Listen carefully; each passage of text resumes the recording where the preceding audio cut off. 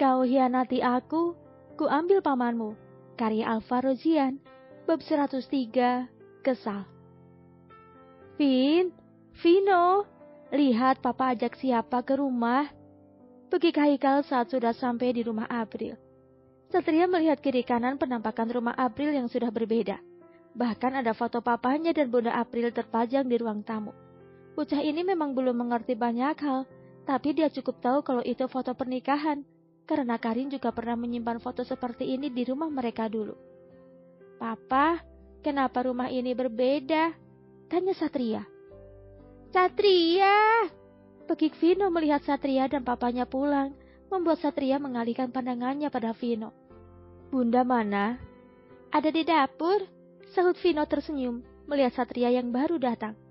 Kalian main dulu berdua ya, papa mau lihat bunda sebentar, ucap Haikal.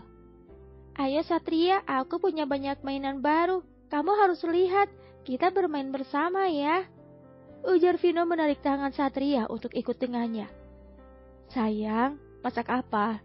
Tanya Haikal yang baru datang dan langsung memeluk tubuh April dari belakang. Mas, nanti dilihat Vino, ucap April malu. Vino lagi main sama Satria, jawab Haikal mencium pipi April. Ada Satria. Tadi aku habis jemput mama di kafe, langsung aku bawa Satria kemari. Kenapa tidak langsung bawa mama sekalian? Beliau sedang sibuk sayang, lain kali aku bawa kemari. Mau mandi atau makan dulu? Tanya April sambil sibuk mengaduk masakannya, sedangkan Haikal masih menggelayut manja memeluk tubuh April. Mandi dulu saja, mandi bersama boleh? Tanya Haikal mengedipkan sebelah matanya. Masih siang, jangan aneh-aneh. Sana mandi dulu, aku siapkan makanannya. Satria biar tidur di sini saja, Mas temani Vino. Boleh, tapi jangan menyesal sayang, karena semalam kamu tidak akan bisa bergerak bebas. Goda Haikal. Siapa bilang tidak bisa? Kalau aku yang memimpin pasti bisa, jawab April menimpali godaan Haikal. Kamu sudah mulai berani ya, sahut Haikal mencium pipi April berkali-kali membuat April terkekeh kecil. Sementara itu di sisi lain. Yang benar Jeng, maaf ya, nanti saya tegur Haikalnya. Mungkin Haikal masih malu Jeng. Maklumlah anak muda sekarang, kalau baru satu kali bertemu belum berani, ucap Bu Fatma saat menerima telepon dari Bu Wati Mama Anggi. Iya, sampaikan maaf saya untuk Anggi.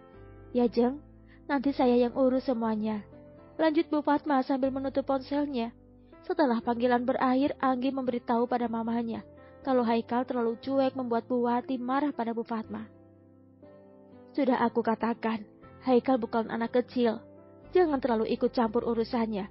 Biarkan saja dia memilih sendiri, ujar Pak Heru. Pa, Anggi perempuan cantik, baik, dan berpendidikan. Sulit mencari perempuan seperti dia saat ini. Ma, itu bagimu, Ma. Tapi bagi Haikal bukan Anggimu itu pilihannya. Mungkin saja Haikal sudah punya pilihan lain yang menurutnya lebih dari si Anggi itu. Jelas Pak Heru. Lalu siapa? Karin, Adelia. Adel sudah bahagia bersama Demian. Karin, entah di mana wanita murahan itu sekarang. Anaknya saja tidak pernah dilihatnya. Sudahlah, Pa. Papa tahu apa tentang jodoh, biar Mama yang bertindak. Setidaknya Mama akan paksa Haikal untuk menikahi Anggi. Kekeh Bu Fatma. Aku tidak mengerti apa yang ada di kepalamu ini, Mah. Kesal Pak Heru lalu pergi meninggalkan istrinya. Pak Heru hanya bisa mengurut dada melihat kelakuan istrinya ini. Semakin hari semakin tidak karuan. Bu Fatma mencoba menghubungi Haikal, tapi tak ada jawaban membuatnya kesal sendiri. Anak ini selalu saja begitu. Haikal sekarang sudah mulai berubah, gerutunya. 3 hari sudah Haikal membawa Satria ke rumah April. Bahkan telepon Bu Fatma pun tidak diangkat, membuat perempuan itu akhirnya menyusul Haikal ke kantor. Mohon maaf Bu, Pak Haikalnya hari ini sedang cuti, ujar sekretaris Haikal. Cuti? Kemana? Tanya Bu Fatma. Mohon maaf sekali lagi Bu, saya tidak tahu. Yang jelas Pak Haikal sudah merubah jadwal beliau untuk 1 minggu ke depan, karena beliau sedang ada urusan keluarga. Saya mamanya, kenapa kamu tidak mau memberitahu? Kesal Bu Fatma pada sekretaris Haikal. Iya, beliau tidak meninggalkan pesan apapun, Bu. Hanya mengatakan seminggu ini tidak bisa masuk ke kantor. Lalu bagaimana pekerjaannya? Semua berkas-berkas penting sudah ditandatangani oleh beliau, dan semua jadwal diundur minggu depan. Jawabnya lagi, Bu Fatma mengepalkan tangannya kesal. Haikal sudah berani sekali membantahnya saat ini. Bahkan dia sudah membawa Satria selama 3 hari, tanpa menghubunginya sama sekali. Anakku benar-benar durhaka, Pak. Aduh Bu Fatma saat sampai di rumah. Durhaka bagaimana? Tanya Pak Heru, pura-pura tidak tahu, padahal Haikal sudah menghubunginya semalam, mengatakan akan membawanya Satria liburan ke luar kota, bersama keluarganya dan Pak Heru mengizinkan, tapi dia sengaja tak memberitahu pada Bu Fatma, agar istrinya ini jerah. Berani-beraninya dia membawa cucuku, dan sekarang tidak tahu keberadaannya di mana. Ma, Haikal ayahnya, tidak masalah bukan? Tak ada orang tua yang ingin menyakiti anaknya, Ma. Jadi kamu tenang saja. Haikal akan memperlakukan Satria baik, bahkan lebih baik dari kita. Tekan Pak Heru. Tapi bukan begini caranya, Pak. Dia bisa bicara baik-baik pada Mama. Kamu kapan bisa diajak bicara baik-baik, Ma?